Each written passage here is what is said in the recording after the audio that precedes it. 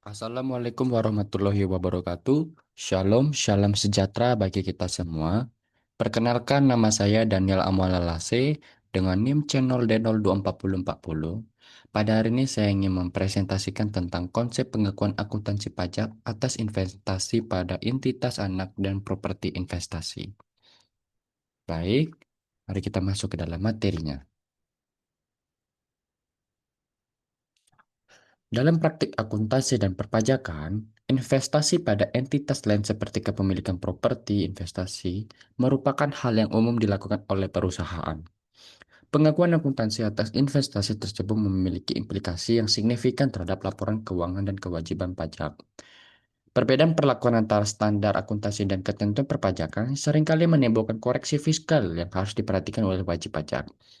Oleh karena itu, pemahaman mengenai konsep pengakuan akuntansi pajak atas investasi pada entitas anak serta properti investasi menjadi penting agar pelaporan keuangan dan pajak dapat dilakukan secara tepat.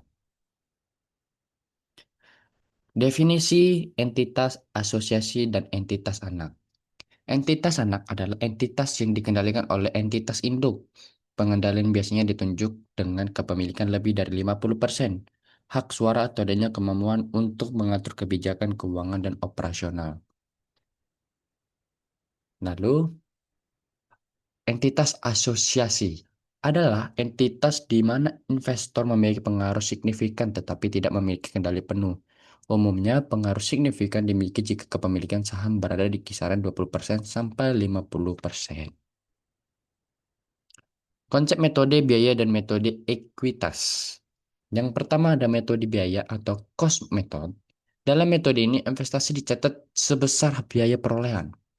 Pendapatan diakui hanya ketika dividen diterima dari entitas yang diinvestasikan.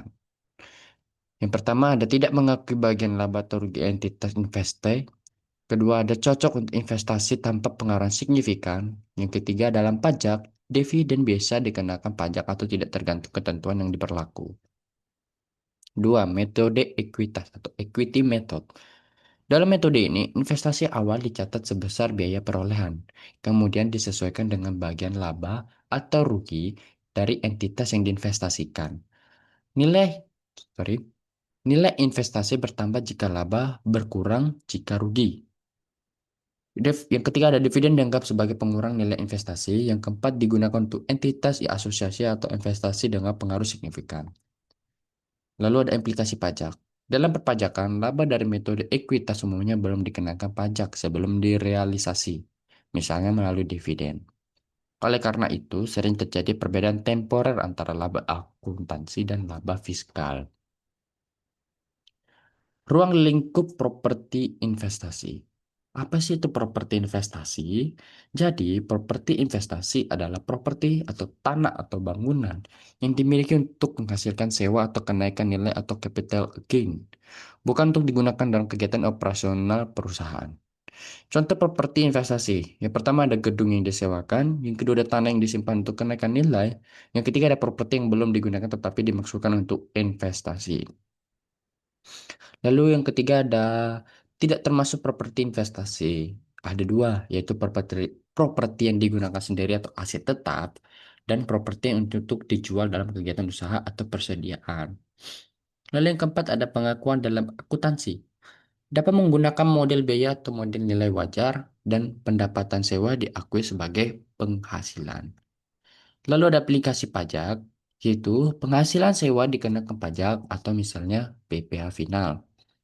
Lalu ada implikasi yang kedua itu kenaikan nilai properti tidak dikenakan pajak sebelum direalisasi. Yang ketiga ada perbedaan antara nilai buku dan nilai fiskal dapat menimbulkan pajak tangguhan. Itulah ruang lingkup properti investasi terdapat ada 5. Kesimpulan, investasi pada entitas anak dan entitas asosiasi memiliki perlakuan akuntansi yang berbeda tergantung pada tingkat pengendalian dan pengaruh. Metode biaya dan metode ekuitas menjadi dasar dalam pencatatan investasi tersebut. Sementara itu, properti investasi memiliki karakteristik khusus karena digunakan untuk menghasilkan pendapatan pasif. Dalam perpajakan, perbedaan antara pengakuan akuntansi dan ketentuan fiskal dapat menimbulkan koreksi fiskal maupun pajak tangguhan. Itulah Sekian dari presentasi saya. Wassalamualaikum warahmatullahi wabarakatuh. Shalom, salam sejahtera bagi kita semua.